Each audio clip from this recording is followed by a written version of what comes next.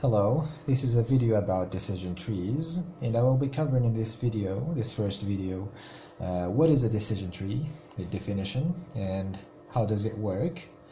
And then finally I will talk about important elements and properties of a decision tree. Well, first of all, I want to specify that I will be talking about decision tree for classification, because the decision tree can be also used for regression. Now, what is the decision tree? A decision tree is a machine learning algorithm that is versatile, right? A versatile machine learning technique or machine learning algorithm. Now, what does it mean? It means that it can be used for both classification and regression problem, right? So this is what the decision tree is. Now, how does it work? It works by asking a series of questions, and then we take a decision based on the answer of these questions. And the thing is, we can form these questions and answers in the form of a tree, and this is why we call this technique a decision tree.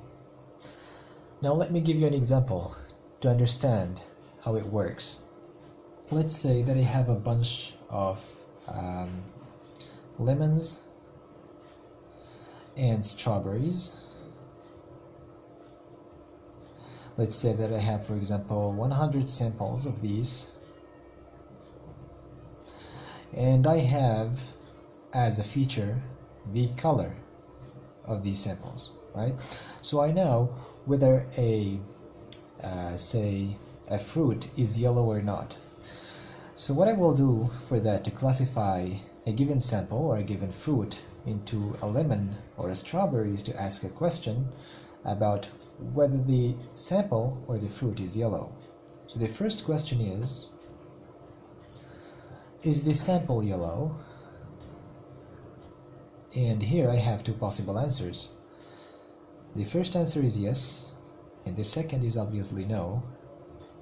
Now, if a sample or a fruit is yellow, then it must be a lemon.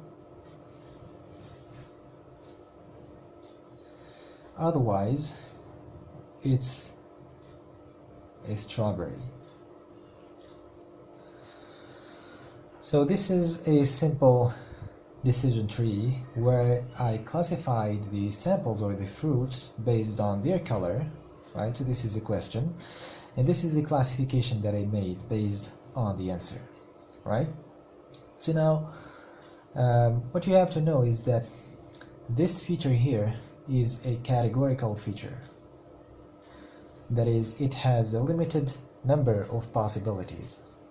So color has a limited number of possibilities, but another type of features is numerical features. For example, let's say the length. So the length can be, the possibilities for the length can be unlimited. Therefore, we call this a numerical feature. So now let's build a tree or a decision tree that contains both categorical feature, which is in this case color, and a numerical feature, which is in this case the length. So let's say that I have, in addition to lemons and strawberries, I have bananas, right? So now, how do I classify if a sample is a lemon, strawberry, or a banana?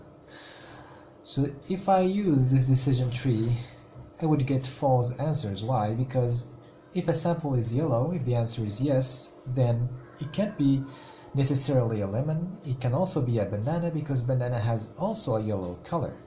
So what I have to do in this case is to delete that and ask another question about the length. So let's say, for example, that all bananas have a length that is higher than 10 centimeters.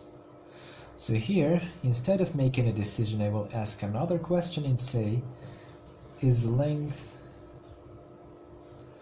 higher than 10 centimeters, for example? if the answer is yes, then I would say, well, this is a banana.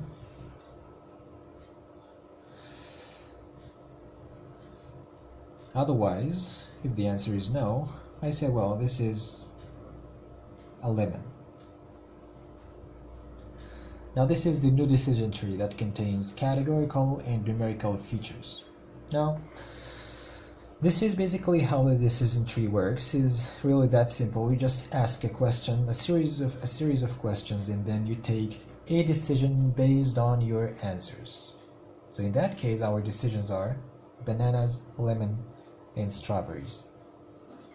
Now let's look at some of the important properties of the decision tree.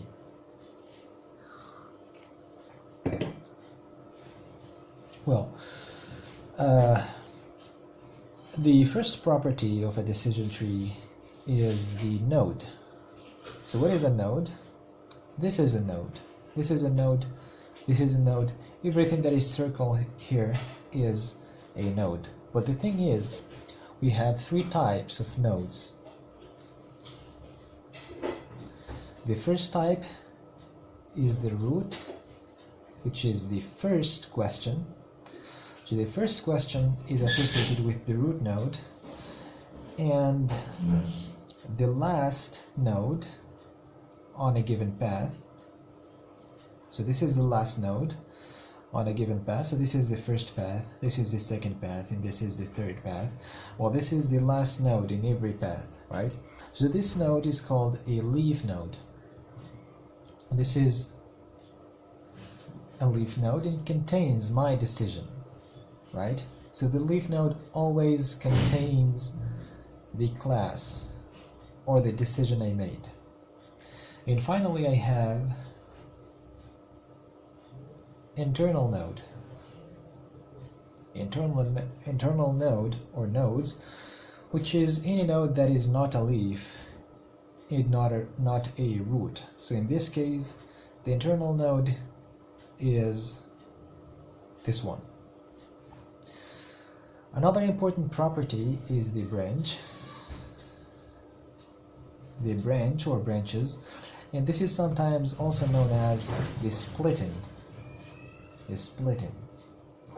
So what is the splitting? It's simply the possible answers. So for example, when I ask a question about whether the color is yellow, I have two possible answers, and each possibility here is a branch. So this is a branch, and this is a branch.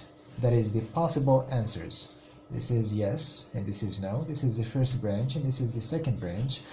And it is also called sometimes the splitting. So this is the first splitting, and this is the second splitting, right?